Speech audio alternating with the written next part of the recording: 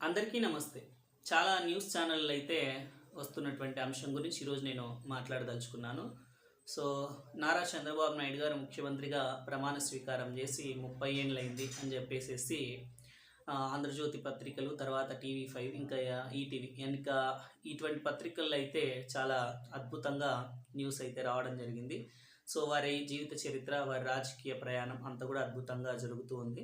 So, ఇక నారా చంద్రబాబు నాయుడు గారు మొదటిసారిగా 1995లో ఆయన ముఖ్యమంత్రిగా బాధ్యతలు చేపట్టినటువంటి డే నిన్నటువంటి రోజుకి ఖచ్చితంగా 30 సంవత్సరాలైంది అని చెప్పేసేసి వారు ఒక సెలబ్రేషన్స్ కూడా చేసుకోవడం జరిగింది. సో, ఇటువంటిది కొన్ని పత్రికల్లో వస్తుంది. సో, కొన్ని పత్రికల్లో ఏంటంటే అన్నగారి వెన్నుపోటుకు 30 ఏండ్లు. సో, అన్న ఎన్టీ రామారావు గారు 94లో ముఖ్యమంత్రిగా బాధ్యతలు చేపట్టడం, టీడీపీ రాష్ట్ర వ్యాప్తంగా అఖండ మెజార్టీతో ప్రభుత్వాన్ని ఏర్పాటు చేయడం జరిగింది. అన్న ఎన్టీఆర్ గారిని సీట్ నుంచి తీసి చంద్రబాబు నాయుడు ముఖ్యమంత్రి స్థానంలో కూర్చున్నటువంటి 30 ఏళ్ళు అవుతుందని చెప్పి కొంత పక్క లక్ష్మీ పార్వతి గారి వర్గం, ఇంకా అలాగే సాక్షికల్లో అయితే రావడం జరుగుతుంది.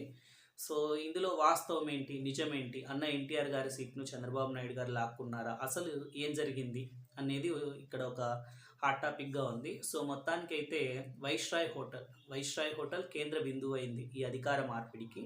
సో, అప్పుడు జరిగినటువంటిది ఏంటి, చంద్రబాబు నాయుడు గారి పాత్ర ఎలా ఉంది అన్నది మనం చూసుకున్నట్లయితే అన్న ఎన్టీఆర్ గారిని సీఎం సీట్ నుంచి దించిన మాట అయితే నిజం. అందులో ఎటువంటి దాపరికం అన్నది ఉండదు. అది చంద్రబాబు నాయుడు గారు ఆయన్ని దించారు కాబట్టి ఆయన ముఖ్యమంత్రి అయ్యారు.